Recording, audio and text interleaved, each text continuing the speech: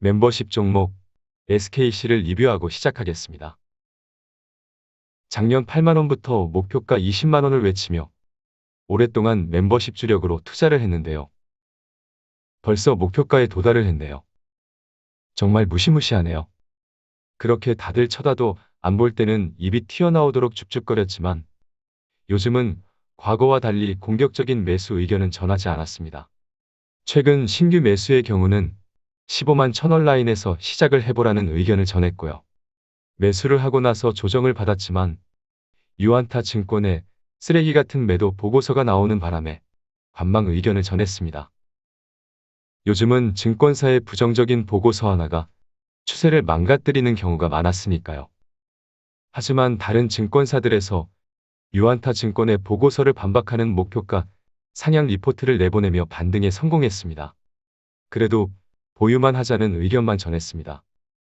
이유는 2차전지 동박 사업을 영위하는 핵심 자회사인 SK넥실리스가 공격적인 캐파 증설을 위한 자금 조달을 위해 빠른 IPO 등의 이슈가 있을지 모른다고 생각을 했기 때문인데요.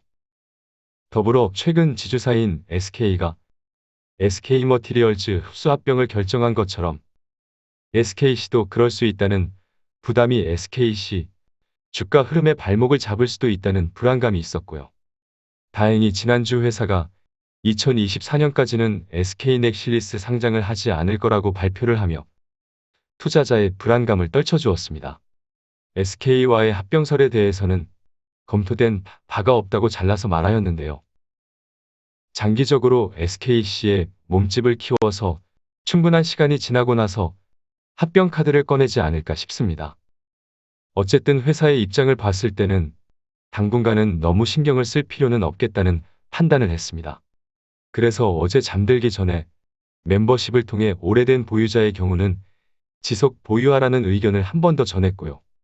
지난번에 신규 매수한 경우는 비중이 아쉽기 때문에 장전 시간외로 지난주 종가로 소액 추매를 하자는 의견을 전했습니다. 시장가도 지난주 종가와 크게 차이가 없었기 때문에 바로 사겠다고 계획을 했다면 장전이나 시장가로 추매가 되었을 거라 생각됩니다. 그러고 오늘 급등이 나왔죠. 불타기는 각자 알아서 하고 추후 적절한 타이밍에서나 매수 의견을 전해보겠습니다. 좋은 종목이 철저하게 소외를 받을 때 잘 모으고 모두가 환호할 때는 경계심을 잃지 않는 투자를 이어가 봅시다. 돈을 버는 것보다 잃지 않는 것이 훨씬 중요합니다. 멤버십 가입을 눌러주세요.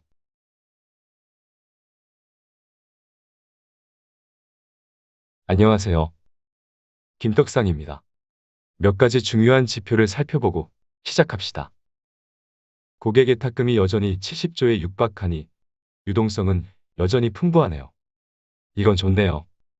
하지만 환율은 여전히 상승 추세를 이어가고 있고 금리도 상승을 이어가고 있네요. 여전히 공격적으로 매수를 할 수 없는 시장입니다. 철저한 분산과 분할 매매만이 지금 시장의 적절한 투자법이다라는 것을 강조하고 싶습니다. 그럼 코스피 차트를 가볍게 봅시다. 그렇죠? 여전히 별로예요. 딱 봐도 안도할 수 없는 시장입니다. 욕먹는 것도 지겨워서 이대로 반등하기를 저도 원하고 있지만 중국의 헝다그룹이 언제든지 공매견들의 공격 카드로 작용을 할 수 있기 때문에 쌍바닥을 찍을 수 있다는 시나리오도 배제를 할 수 없겠습니다.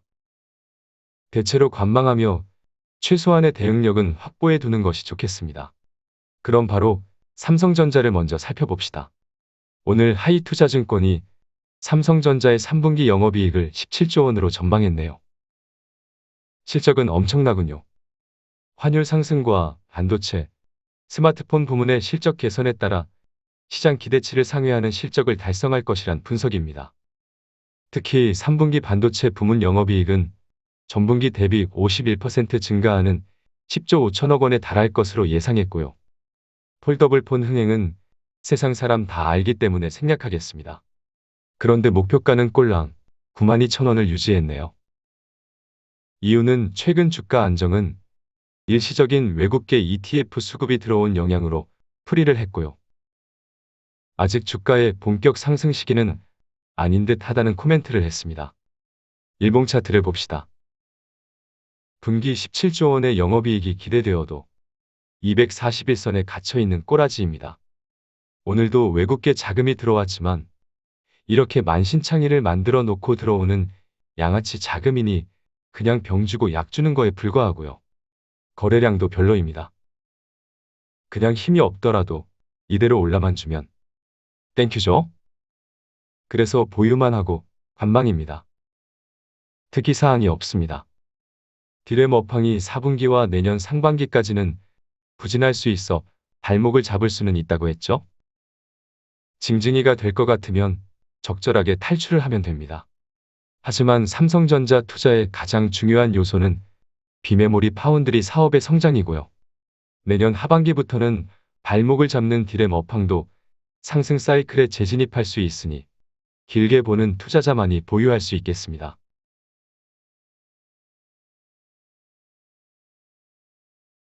다음은 김떡상 혼자 주력 종목인 기아입니다. 끝내 초단기 쌍바닥 모양을 만들어내네요. 자동차 세력이 얼마나 독종인데 그냥 갈 리가 없습니다. 반도체 수급 문제가 해결이 되기까지는 우려먹겠다고 작정을 했으니까요. 문제는 초단기 쌍바닥에 만족을 할 것이냐. 이 바닥을 한 번 더 찍고 크게 쌍바닥을 만들고 다 죽이고 주식을 다 빼앗고 갈 것인가입니다. 일단 장대음봉 아래 도치형 캔들이 나왔기 때문에 기술적으로는 추세 전환을 기대해 볼 수도 있겠으나 개인적으로는 시장에 달린 문제라고 생각합니다. 요즘 쉽게 예측할 수 없는 일들이 꼭 잠잘 때 터지거나 거래를 하지 못할 때 터지니 대응을 할 수가 없습니다. 조금이라도 투자에 확신이 없는 종목이 있다면 매우 어려운 시장이라는 생각입니다. 근데 조금이라도 투자에 확신이 없는데 왜 들고 계세요? 김떡상이 확신을 가져주는 것이 중요한 것이 아니라 여러분 스스로가 확신을 갖고 있어야 합니다. 기아도 오늘은 거래량이 별로였고요. 보조지표도 희마리가 없네요. 그래도 차트를 크게 보면 기아는 상대적으로 아주 탄탄하죠. 조정을 크게 받더라도 지난 저점을 이탈하지 않고 저점을 높이는 추세가 이어지고 있으니 괜찮습니다. 외국인의 수급도 잘 유지가 되고 있고요. 자동차 섹터의 비중이 작은 분이라면 분할로 잘 모아가면 될 것 같네요. 기아는 재미없다고 파는 주식 아니죠? 다음은 삼성 SDI입니다. 아주 그냥 꼴값을 떨고 있네요. 키움증권은 삼성 SDI의 3분기 영업이익이 전년 동기 대비 32% 증가한 3,541억 원으로 시장 컨센서스를 충족할 것으로 전망했네요. 얼마 전에는 실적이 부진할 거라고 이렇게 떨구더니 증권가가 쥐락펴락하고 있죠. 분할 루머 터뜨린 공매견들은 잡아다가 두들겨 패야 하는 거 아니에요? 하지만 덕분에 싸게 살 수 있는 기회를 주니 나쁘지 않습니다. 어차피 당장 팔 주식도 아닌데요 뭘. 어쨌든 키움증권은 자동차 전지가 반도체 수급난 영향으로 일부 매출 차질이 불가피하지만 소형 전지와 전자재료가 기대 이상으로 선전하고 우호적인 환율 여건에 도움을 받을 것이라고 설명했습니다. 좋죠? 그런데 왜 이지라를 떨고 있을까요?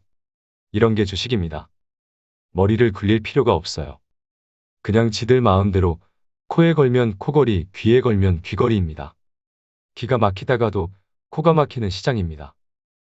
싸게 줄 때 잘 받아먹고 기회 줄 때 적절히 비중을 조절해가며 스마트하게 존버하면 되겠습니다. 오늘은 길게 말 안 할게요.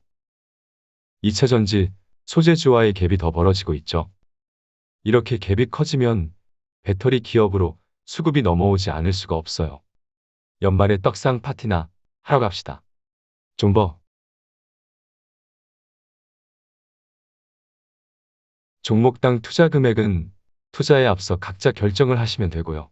매매 내역과 투자 계획을 기록할 겁니다. 체결이 완료되지 않은 것으로 표시된 내역이 앞으로의 계획이 되겠죠?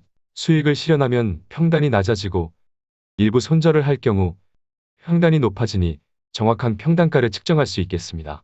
이보다 더 다 알려주는 것은 없습니다. 그럼 떡상하러 갑시다. 멤버십 가입을 눌러주세요. 다음은 하나솔루션입니다. 유한타증권이 지난번에 SKC 쓰레기 보고서를 내보내더니 이번 주말에는 쉬지도 않고 부정적인 보고서를 내보냈습니다. 어제 그걸 보고 보통 짜증난 게 아니에요. 최근 석탄 가격 급등으로 수혜가 예상되며 반등을 모색하고 있었는데요. 지난주 쉬어가는 패턴으로 마감을 하고 다소 불안한 상황에서 이것들이 주말에 낮잠이나 잘 것이지 아주 그냥 두들겨 패겠다고 3분기 태양광 실적이 천억 적자를 기록하며 어닝쇼크 의견을 내보냈네요. 그래서 오늘 장 초반에 4만 원을 깨며 공매견들의 개미털기가 손쉽게 성공한 것으로 보입니다. 한화솔루션은 장기 투자를 하면 절대로 실패할 수 없습니다. 태양광 수소, 풍력, 탄소저감 사업 등 친환경 에너지의 종합 선물 세트입니다. 최근 석탄 가격이 초강세를 보이고 있는 이유는 중국 정부의 환경 규제 강화로 석탄 생산이 감소한 데다 호주와 중국의 갈등 격화로 호주산 석탄 수입까지 줄었기 때문인데요. 전 세계 친환경 정책이 지속될 것이기 때문에 석탄 가격의 상승도 이어지며 한화솔루션의 장기 수혜도 예상해 볼 수 있겠습니다. 높은 석탄 가격이 장기 유지되는 상태에서 폴리실리콘의 가격이 안정이 될 때까지만 잘 버티고 잘 매집해 두면 평생 안 팔아도 되겠습니다. 폴리실리콘 가격이 여전히 오르고 있으니 지금 가격에서는 관망하시죠.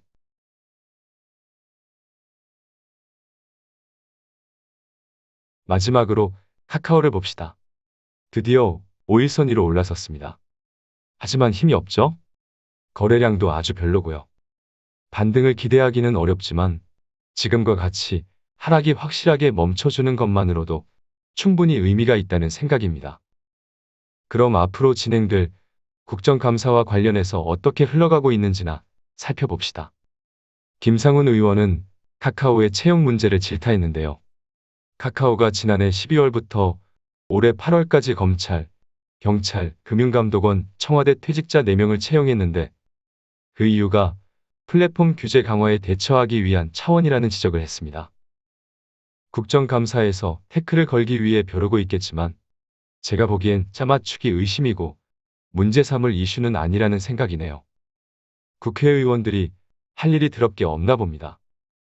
윤관석 의원은 카카오가 선물하기에 환불 수수료로 5년간 약 717억 원의 이익을 거뒀다고 추정했는데요. 의원실은 이미 결제된 상품 금액의 10%의 수수료를 수취하는 건 과도하다고 비판했습니다. 카카오 매출이 얼만데 717억 갖고 태클을 걸면 그냥 환불 수수료를 없애는 걸로 대응을 해도 될 것 같네요. 제가 전화해서 범수영한테 잘 얘기해 주겠습니다. 그나저나 환불 수수료가 불법은 아니지 않아요?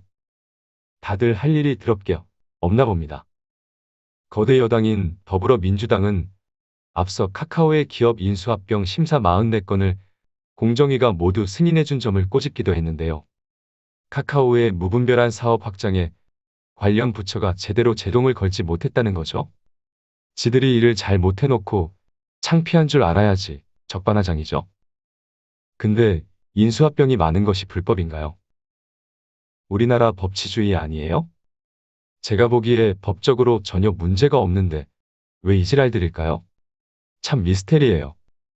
송갑석 의원실은 카카오의 계열사가 2016년 45개에서 2021년 118개로 162% 늘어났다고 분석했는데요.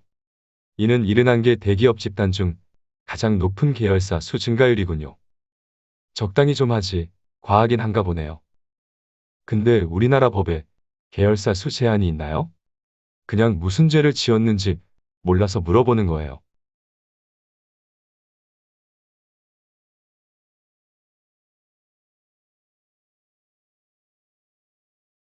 아무래도 꼬라지가 카카오의 사업 확장을 규제하려는 움직임이 있을 것 같네요. 불안한 요소로 보이지만 다행인 점은 이미 확장할 만큼은 다 하지 않았나 싶기 때문에 규제를 하더라도 타격이 크지는 않겠다는 뇌피셜입니다. 김상훈 의원도 카카오 택시의 독점 이슈를 숫자로 드러냈습니다.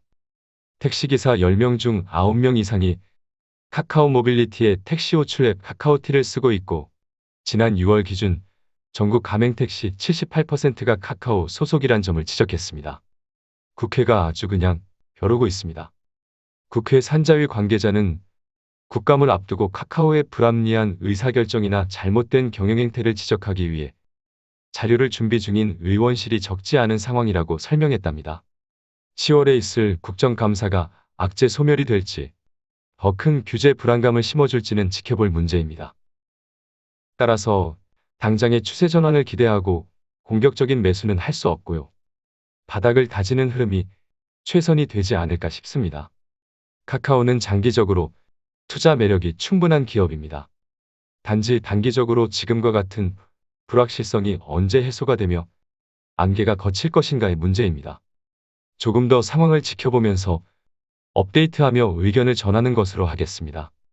그럼 마지막으로 정리를 해볼까요?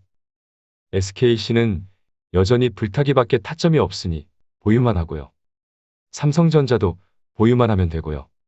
3분기 호실적을 발표하고 4분기와 내년 1분기에 대한 디램 업황 둔화를 문제 삼을지에 대한 고민도 필요해 보입니다. 기아는 신규 매수나 비중이 작은 경우 가볍게 시작을 해볼 수 있으나 비중이 크다면 그냥 보유만 하거나 크게 쌍바닥을 만드는 패턴에서나 추매가 가능하겠습니다. 삼성 SDI는 존버고요. 한화솔루션은 보유만 하고 관망입니다. 카카오도 조금 더 지켜보시죠. 요즘은 물리기 쉬운 조정장입니다. 하지만 저는 두렵지 않아요. 하나같이 내년에 떡상했다고 지자랑할 생각에 감당이 안 될 뿐입니다. 작년에 대주전자 재료 때문에 김떡상이 얼마나 욕을 처먹었었는지 기억하시죠? 유튜버를 시작한 지 얼마 안 될 때라서 욕먹는 게 힘들 때였어요. 이것 때문에 유튜브 접을 뻔했습니다. 100만 안티를 양성했던 종목이네요. 초보 유튜버라 욕먹는 것이 두려워서 요즘처럼 뻔뻔하게 끌고 오지 못한 것이 미안할 뿐입니다. 결국 얘도 무식한 존버만 해도 3배의 수익을 거둘 종목이었습니다. 지금 여러분이 힘들어하고 두려워하는 주식들도 과거 대주전자 재료의 이때와 다를 게 없습니다. 떡상 버스에서 내린다면 김떡상의 지자랑지를 지켜보는 것이 매우 힘드실 거고요. 오르던지 말던지 안전벨트 단단히 맨다면 물려도 떡상하는 전설의 주인공이 되실 겁니다. 김떡상의 종목들은 시간의 문제일 뿐 결국 떡상합니다. 다 홀딩이에요.